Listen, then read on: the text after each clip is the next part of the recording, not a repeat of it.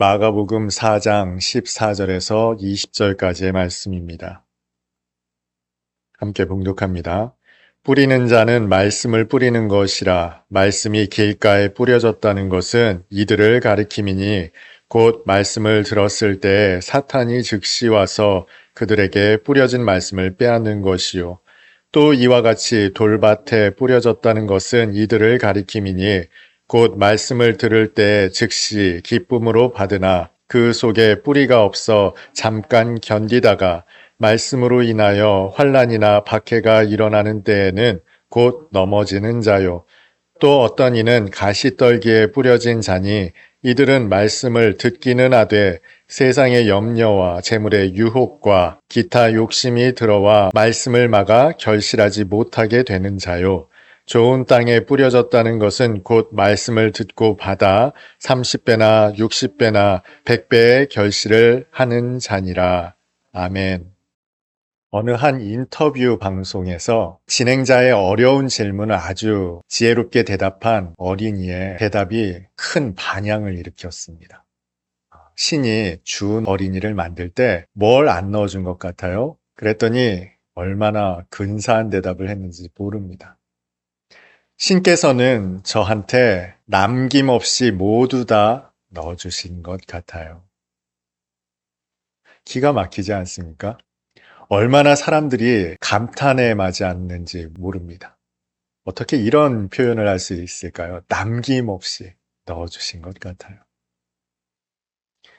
살다 보면 세상이 우리에게 수많은 질문을 하는 것 같습니다. 여러분은 어떤 질문을 받으며 사십니까? 당신은 왜 성공하지 못했습니까? 당신은 왜 결혼하지 못했습니까? 왜 취업하지 못했습니까? 왜 건강하지 못합니까? 왜 아파트를 사지 못하셨어요? 세상은 수많은 질문을 던지는 것 같아요. 그런데 이 질문을 받다 보면 그 질문에 사로잡히게 됩니다. 이것을 조금 어려운 말로 프레임에 갇힌다라고 해요. 우리가 어떤 문제를 인식하게 될 때 너무 범위가 넓으면 문제를 인식하지 못합니다. 어디로 갈까라고 한다면 도대체 어디로 가야 할지 모르죠. 그런데 점심을 먹으러 어디로 갈까라고 이렇게 틀을 만들어줍니다. 프레임을 만들어주면 문제가 대단히 구체적으로 바뀝니다. 그러면 그 문제에 깊이 빠지게 됩니다. 세상은 질문을 해요. 이 질문에 빠지다 보면 우리는 그 프레임에 갇힙니다. 프레임에 갇히다 보면 마치 내 인생이 대단히 실패한 것처럼 보여요. 내가 정말 잘못 걸어가고 있는 것처럼 느껴집니다. 나는 왜 결혼하지 못했지? 왜 성공하지 못했지? 왜 취업하지 못했지? 왜 진학하지 못했지? 이런 프레임에 갇혀서 사람들은 자기 연민, 자기 비하에 빠지게 됩니다. 내 인생이 대단히 심각한 문제에 빠진 것처럼 여겨져요. 앞서 그 진행자는 어떤 프레임을 만들어 넣은 거예요. 뭘 안 넣어준 것 같아요. 뭔가 부족하다는 거죠. 뭔가 결핍되어 있다는 거예요. 어린이에게 근사한 스마트폰이 없을 수도 있고요. 연예인처럼 예쁜 외모가 없을 수도 있단 말이죠. 성적을 잘 받고 싶은데 그런 성적을 받지 못했을 수도 있단 말이에요. 그런데 프레임을 만들어서 어려운 질문을 했을 때 아이는 프레임에 갇히지 않았습니다. 그 너머의 대답을 했어요. 신께서는 저에게 남김없이 모두 다 넣어주신 것 같아요. 얼마나 근사한 대답을 했는지 모릅니다.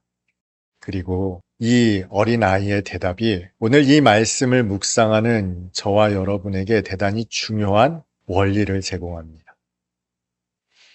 오늘 나누는 말씀은 4가지 땅에 떨어진 씨앗 비유입니다. 사실 이 말씀은 주님께서 모두 다 설명해 주신 말씀입니다. 이 말씀의 가장 중요한 특징은 어려운 말씀이 아니라는 겁니다. 오히려 이 말씀을 해석함에 있어서 어려운 설명이 가미된다면 그것은 오히려 독이 될 수 있어요. 그렇다고 해서 우리 모두 다 좋은 땅이 됩시다 라고 결론 내린다면 이것 또한 본질을 흐리는 결론이라고 할 수 있어요. 오늘 본문에 등장하는 이 4가지 땅이라는 것은 말씀을 듣는 사람입니다.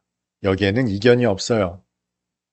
이 4가지 땅 모두 말씀을 듣지 않는 사람이 아니고요. 말씀을 듣는 사람이라는 겁니다. 다시 말해서 우리가 교회에서 만나는 성도들을 염두에 둔 말씀이라는 거예요. 오늘 처음으로 예배당에 나온 사람일 수도 있고요. 수십 년 동안 신앙생활을 해온 사람일 수도 있어요. 너나 할 것 없이 모두가 다 이 네 가지 범주에 포함되어 있다는 거예요. 그런데 신앙의 연륜과 무관하게 한 가지 차이점이 있습니다. 말씀이 우리 가운데 머무는 시간의 차이가 있다는 거예요. 가장 먼저 등장하는 사람은 길가에 씨앗이 떨어진 경우입니다. 주님께서는 이러한 사람들을 일컬어 사탄이 즉시로 와서 그 말씀을 빼앗는 사람들이라고 말씀하셨어요. 이를테면 어떤 사람들일까요? 바리새인과 서기관들일 겁니다. 이들도 주님의 말씀을 들었습니다. 그런데 그들은 주님의 말씀을 전혀 받아들일 생각이 없었어요. 우리가 흔히 말하는 강팍한 사람, 완악한 사람들이죠. 왜 그들은 주님의 말씀을 듣지 못했습니까? 그들이 가진 굳건한 율법이 있었어요. 전통이 있었습니다. 그들의 학식과 지식이 있었어요. 이제까지 그들이 쌓아왔던 굳건한 탑의 완고함에 말씀이 떨어지자 그들은 전혀 받아들이질 않았어요. 율법과 경건과 완고함에 사로잡힌 이들에게는 즉시로 사탄이 와서 그 씨를 먹어버렸습니다. 주님의 말씀에 대해서 아주 날선 비판을 가했던 사람들이죠. 그런데 중요한 것은 이들도 말씀을 들었던 사람들이라는 거예요. 다음으로 등장하는 사람들은 돌밭에 그 씨앗이 떨어진 경우죠. 이들에게는 특징이 있습니다. 이들이 말씀을 받는 태도가 아주 이례적이죠. 즉시 기쁨으로 말씀을 받았답니다. 예배를 드리다 보면 성도들 중에 아멘 아멘 하시는 분들 계세요. 즉시로 기쁨으로 말씀을 받습니다. 그리고 그 말씀 하나면 온 생을 투신하더라도 부족함이 없을 것 같은 믿음과 신앙과 열정을 보입니다. 기쁨으로 받는다고요. 그런데 이 사람들이 걸려 넘어지는 게 있어요. 환난이나 박해입니다. 어떤 사람들이 이런 사람들이었을까요? 눈앞에서 물고기 2마리와 떡 5개로 5,000명이 넘는 사람들이 배부르게 먹는 사건을 경험했던 사람들이 있어요. 눈앞에서 이 어마어마한 기적이 나타났다고요. 예수님이 어떻게 보였겠어요? 하나님처럼 보이지 않았겠습니까? 신처럼 보이지 않았겠습니까? 이 사람들은 예수님을 끝까지 따르겠다 결단했을 겁니다. 그런데 예수님이 보이지 않자 예수님을 찾아 나섰어요. 바다 건너편에서 예수님을 만났어요. 예수님 어디 계십니까? 라고 이 사람들이 반갑게 예수님께 나왔어요. 그런데 이 사람들을 향해서 주님이 하신 말씀이 대단히 인상적이죠. 너희가 나를 찾는 까닭은 떡을 먹고 배부른 까닭이니라. 이 사람들은 자신에게 유익이 되면 삼킵니다. 그러나 유익이 되지 않는다면, 손해가 된다면 뱉는 사람들이에요. 예수님이 나의 구주, 나의 하나님이 되시는 순간에는 열렬하게 기쁨으로 주님을 찬송하고 경배하고 예배합니다. 그러다가 나에게 고난이 닥쳤을 때, 어려움이 왔을 때 주님을 외면할 수 있는 것이 떡을 먹고 배불렀던 사람들이에요. 중요한 것은 이들도 주님의 말씀을 들었고 심지어 이들은 그 주님의 말씀을 기쁨으로 받았던 사람들입니다. 이어서 세 번째입니다. 이들은 말씀을 듣는데 무언가가 함께 들어옵니다. 근심과 걱정과 염려도 함께 들어옵니다. 그 씨앗이 가시떨기에 떨어진 사람들입니다. 이들은 말씀을 듣고 갈등합니다. 이렇게 할까? 저렇게 할까? 혼란스러워해요. 염려와 유혹과 욕심에 그 생각에 사로잡히기 때문에 그렇습니다. 이 가시떨기에 떨어진 사람 누가 있을까요? 모세가 있습니다. 야곱도 그랬어요. 가룟 유다가 그랬습니다. 하나님의 말씀이 임함과 동시에 그들에게 수많은 생각, 5만 가지 생각이 함께 들어오는 거예요. 모세가 하나님의 부름을 받았어요. 그런데 나 같은 사람이 어떻게 보냄을 받을까? 어떻게 그 큰 사역을 감당할까? 5만 가지 생각도 같이 들어왔습니다. 저 말고 다른 사람 보내십시오 했죠. 야곱도 늘상 수많은 생각에 사로잡혔던 사람이에요. 이렇게 하면 내가 부유해질까? 이렇게 하면 형이 나를 용서할까? 용납할까? 생각에만 사로잡혀 있다 보니 말씀을 온전히 받아들이질 못했습니다. 사탄이 가룟 유다에게 예수를 팔려는 생각을 넣어줬죠. 그런데 이들도 말씀을 듣는 사람들이라는 겁니다.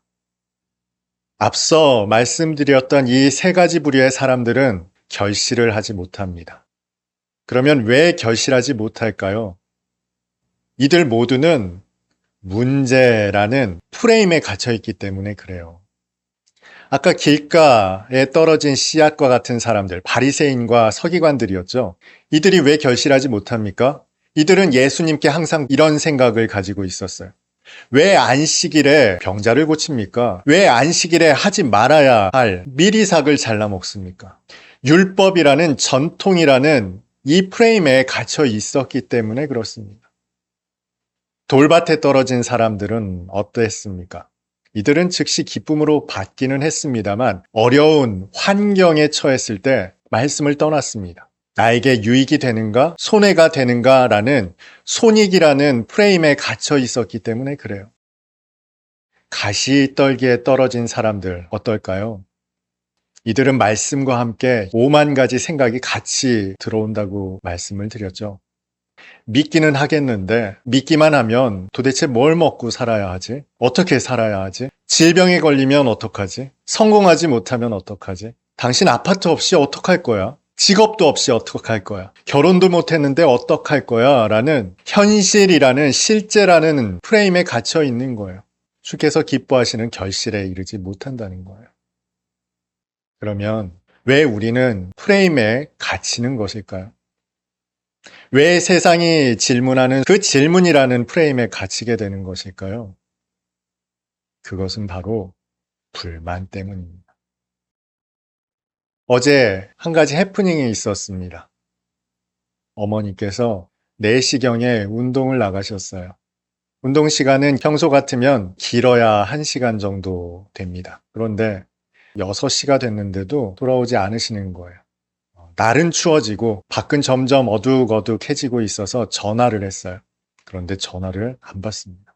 연거푸 5번 정도 전화를 했습니다. 그래도 안 받아요. 주섬주섬 옷을 꺼내 입고 운동하신 곳으로 나가면서 다시 전화를 드렸어요. 그런데 갑자기 여보세요? 하는 거예요. 한 30여 분 정도였습니다. 그 잠깐 동안에 정말 5만 가지 생각이 들었습니다. 그런데 마지막 통화에서 여보세요 하는 어머니의 통화 소리를 듣자 일소의 모든 문제가 봄눈 녹듯이 녹아버리더라고요. 세상은 계속해서 우리에게 질문합니다. 당신은 왜 그런 삶을 사십니까? 왜 그렇게 준비되지 않았습니까? 왜 없습니까? 수많은 질문을 던져요. 질문을 받을 때마다 우리는 그 질문에 프레임에 갇힙니다. 나는 왜 아파트가 없지? 나는 왜 직장이 없지? 나는 왜 결혼을 하지 못했지? 라는 수많은 프레임에 갇힌단 말이에요. 앞서 인터뷰 방송에서 진행자도 그런 프레임을 던진 겁니다. 신께서 주은 어린이를 만들 때 뭘 안 넣어준 것 같아요? 라는 불만을 가질 만한, 불평할 만한 프레임을 던졌을 때, 그런데 그 어린아이는 프레임을 넘어서는 대답을 했죠. 신께서는 저를 만드실 때 남김없이 모두 다 넣어주신 것 같아요. 불평이 없는, 불만이 없는 대답을 했던 겁니다. 불평과 불만이 사라졌을 때 우리는 세상이 던지는 질문에 대해서 넘어서는, 능가하는 대답을 할 수가 있다는 겁니다. 우리가 불만에 우리를 넘겨줄 때 세상의 질문에 넘어질 수밖에 없어요. 내가 쌓아온 전통이나 율법에 넘어지고 직면한 환난이나 고난에 넘어지고 5만 가지 생각으로 넘어집니다. 결실에 이르지 못한다는 거죠. 집 나간 지 오래된 어머니와 통화한 자식처럼, 잃어버렸던 아들을 찾은 어머니처럼 불평과 불만이 사라졌을 때 우리는 하나님이 열어주시는 하나님의 세상을 볼 수 있어요. 그때 우리는 비로소 세상이 씌워놓은 프레임에 갇히지 않은 주님의 답을 얻을 수 있습니다. 그때 우리는 비로소 결실할 수 있게 되는 거예요. 하나님의 말씀을 그대로 받아 예수 그리스도를 그대로 받아 우리 속에서 역사하시는 생명의 씨앗의 능력으로 30배건, 60배건, 100배건 그 이상의 결실도 맺을 수 있는 겁니다. 오늘 이 예배를 드리는 여러분들이라면 말씀을 듣는 사람들입니다. 말씀을 듣는다면 우리 속에 결실할 만한 생명력이 뿌려지고 있다는 겁니다. 언제든 그 생명은 싹을 틔우고 힘차게 자라서 결실할 수 있는 능력이 있습니다. 그 능력을 가로막는 건 우리의 불만입니다. 세상이 씌워놓은 프레임에 갇히지 않는, 불만에 사로잡히지 않는, 독생자를 주시기까지 사랑하신 하나님의 사랑을 의탁하는, 그래서 그 너머에 남김없이 모두 다 주신 사랑을 의탁하여 사시는 오늘 예배드린 저와 여러분 다 될 수 있었으면 좋겠습니다.